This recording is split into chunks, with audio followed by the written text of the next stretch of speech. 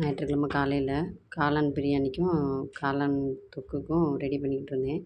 அதுக்கு புதினா இலை, வெள்ளைப்பூடு, வெங்காயம், கொத்தமல்லி குலம் எல்லாம் கை பார்த்து வச்சிடலாம் அப்படின்னு எல்லாத்தையும் ஒன்று ஒன்றா ரெடி பண்ணிக்கிட்டு இருந்தேன். இது நைட் டைம் முன்னாடி பிளான் போட்டிருந்தேன். நைட்டு என்னென்னா மீன் கறி ஏதாவது எடுக்கலாம் அப்படின்னு. பிள்ளைங்க 2 பேருமே வேணான்றுச்சுங்க. ஏன்னா இன்றைக்கி நான் காலையில் ஊருக்கு போகுதுங்க. ஆனாலும் எனக்கு வேண்டாம்மா அப்படின்னு சொல்லிடுச்சுங்க. சரி அப்போனா காளான் பிரியாணியாவது பண்ணுவோம் அப்படின்ட்டு நைட்டே சொன்னதுனால சரின்னு காலையில் போய் தம்பியும் மாமாவும் போய் வாங்கிட்டு வந்திருந்தாங்க. காளான், கொத்தமல்லி குலம் எல்லாமேவும் அதெல்லாம் ரெடி பண்ணி வச்சாச்சு பிரியாணிக்கு.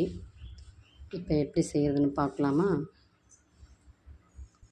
எல்லாமே ரெடி பண்ணி வச்சுக்கிட்டேன் பிரியாணிக்கு. அப்புறம் குக்கர் வச்சு அடுப்பில் வச்சு கொஞ்சம் எண்ணெய் நிறையாவே விட்டுருந்தேன்.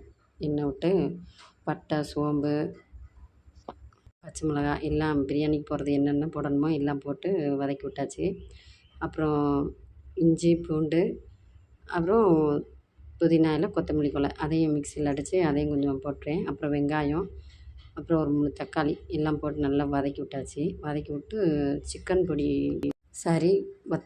வத்தப்பொடியும் சீரகப்பொடி 2யும் கொஞ்சம் போட்டு நல்லா கிண்டி விட்டேன். ஏன்னா அது மட்டும்தான் போட்டேன், வேறு மசாலா போடலை. அப்புறம் காளானை போட்டு நல்லா பிரட்டி விட்டாச்சு. பிரட்டி விட்டு கொஞ்சம் தயிர் கொஞ்சம் ஊற்றிருந்தேன், ஒரு 4 ஸ்பூன் தயிர். அப்புறம் தேங்காய் பால், நான் எப்போ பிரியாணி பண்ணாலும் கொஞ்சம் தேங்காய் பால் ஊற்றி பண்ணுவேன், அப்போ டேஸ்ட்டு சூப்பராக இருக்கும். அப்புறமேட்டு ரெடியாக அரிசி கழுவி வச்சுருந்ததை போட்டு க்ளோஸ் பண்ணி மூடியாச்சு.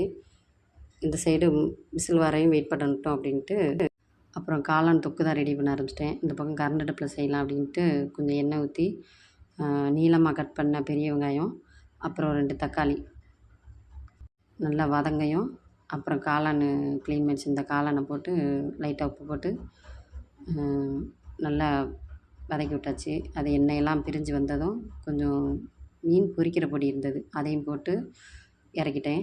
அப்புறம் பிரியாணி இந்த பக்கம் ரெடி ஆகிடுச்சு. அதுக்கு புதினா இலையும் கொத்தமல்லி குலையும் தூவி விட்டு மறுபடியும் கொஞ்சம் நேரம் மூடி வச்சு சர்வ் பண்ணிட்டேன். உண்மையிலேயே சூப்பராக வந்துருச்சு. பார்க்க கலர் இல்லை, மற்றபடி டேஸ்ட் இருந்துச்சு. நாங்கள் 4 பேருமே காலையில் நல்லா சாப்பிட்டோம். சாப்பிட்டு முடிச்சுட்டு பிள்ளைகிட்ட பேசிக்கிட்டு இருந்துட்டு தம்பி காலையிலே கிளம்பிட்டான். பாப்பா கொஞ்சம் நேரம் கழிச்சு கிளம்புறேம்மா சாயந்தரமா அப்படின்னு சொல்லிச்சு. அது சாயந்தரமாக கிளம்பிரும். அப்புறமேட்டு நானும் என் வீட்டுக்காரர் மட்டும்தான் இருக்கணும். இந்த வீடியோ பிடிச்சிருந்தால் லைக் பண்ணுங்கள், ஷேர் பண்ணுங்கள், சப்ஸ்கிரைப் பண்ணுங்கள், பெல் பட்டனை கிளிக் பண்ணிக்கோங்க. நெக்ஸ்ட்டு வீடியோவில் பார்க்கலாம். பாய்.